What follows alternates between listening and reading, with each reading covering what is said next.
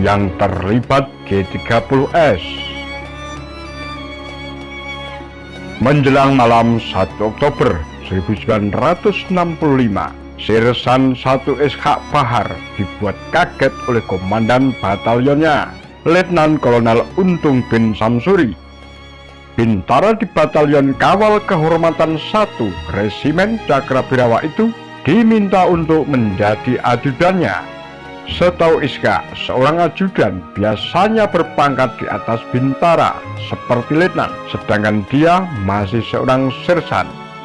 Ia tak bisa menolak setelah Untung menyinggung masa lalu Ishak yang seorang anggota Gerakan Pemuda Islam Indonesia (GPII) yang berafiliasi dengan Masyumi. Saat itu, Masyumi adalah musuh rezim Soekarno, sehingga dibubarkan pada tahun 1960.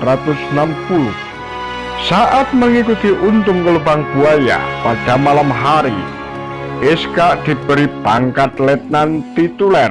Bersamanya ikut juga Abdul Latif, Komandan Brigade Infanteri 1 Daya Sakti, yang berada di bawah Kodam Jakarta Raya pimpinan Umar Wira Hadikusuma. Sebelum ke Lubang Buaya, jeep yang ditumpangi Ishak singgah di Rumah Sakit Pusat Angkatan Darat RSPAD Gatot Subroto, Jakarta. Di sana, Abdul Latif bertemu dengan Panglima Kostrad, Mayor Jenderal Soeharto, yang tengah menunggui putra bungsunya, Hutomo Mandala Putra alias Tommy Soeharto, yang dirawat karena ketumpahan kuah sup panas.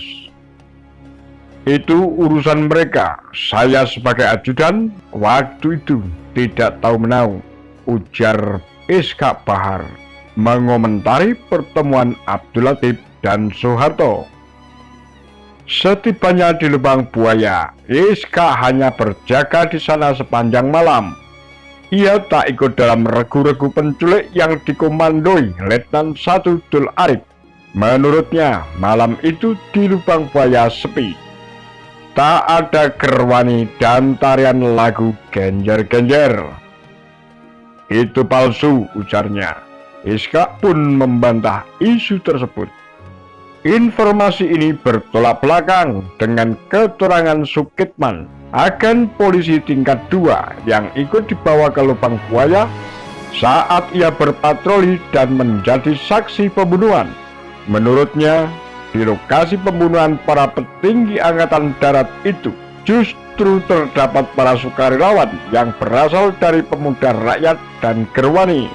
Terlepas dari hal tersebut, setelah pasukan penculik kembali dengan korbannya masing-masing, Ishak merasa tersiksa melebihi kesepian yang berjam-jam sebelumnya ia lakoni.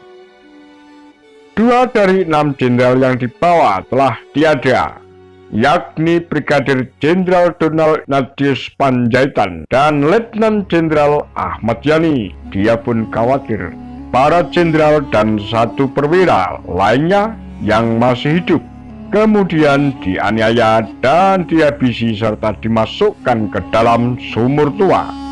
Sukitman, seorang polisi berpangkat rendah yang ikut dibawa para penculik, hampir saja ikut terbunuh jika ia tidak mencegahnya.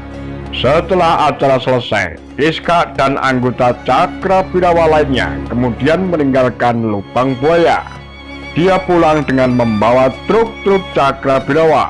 Esoknya, Ishak Bahar jadi tahanan Korps Polisi Militer CPM di Jalan Guntur. Saya diinjak-injak. Saya ingat itu tanggal 2 Oktober 1965. Jadi sejak itu selama 13 tahun saya tidak sempat pulang kampung ke Purbalingga, ungkapnya. Selain Ishak Bahar, prajurit berpangkat rendah lain yang bernasib apes setelah G30S adalah Sersan Mayor Bungkus. Ia yang saat itu memimpin penculikan Mayor Jenderal Mas Tirto Darmo Haryono harus mendekam selama 33 tahun dalam tahanan Orde Baru. Sejak 1965, Bungkus dibebaskan pada 1998 ketika Soeharto tumbang. Seperti ia sampaikan kepada Ben Anderson dan Arif Jati dalam The World of Sergeant Major Bungkus, Jurnal Indonesia edisi Oktober 2004. Pada malam itu ia dan kawan-kawannya dikumpulkan Letnan 1 Tul Arik, Komandan Komisi Batalion 2, Pimpinan Untung. Mereka yang jumlahnya sekitar 60 orang mendapat perintah menculik petinggi Angkatan Darat yang dituduh akan mengkudeta Presiden Soekarno.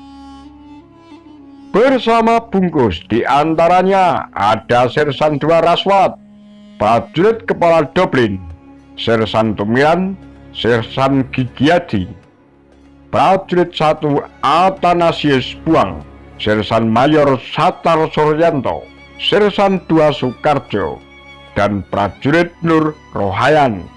Mereka tidak semuanya berasal dari Cakrabirawa, melainkan ada juga yang berasal dari Brigade Infanteri 1 seperti Soekarjo yang menculik DI Panjaitan. Nasib Satar, Giadi, dan Rohayan lebih buruk daripada Iskak Bahar dan Bungkus. Jiwa mereka direnggut di hadapan regu tembak setelah 25 tahun dalam penahanan. Giadi adalah penembak Ahmad Yani. Serdadu kelahiran Solo itu menarik picu senapan mesin ringan Thompson ke arah Ahmad Yani setelah mendengar perintah dari Sersan 2 Raswat. Mereka yang menculik adalah para sersan, kopral, dan di bawahnya lagi yang tidak tahu apa-apa, kata Kolonel CPM Purnawirawan H.W. Suryono yang juga mantan perwira Cakrabirawa. Demikianlah kura-kura.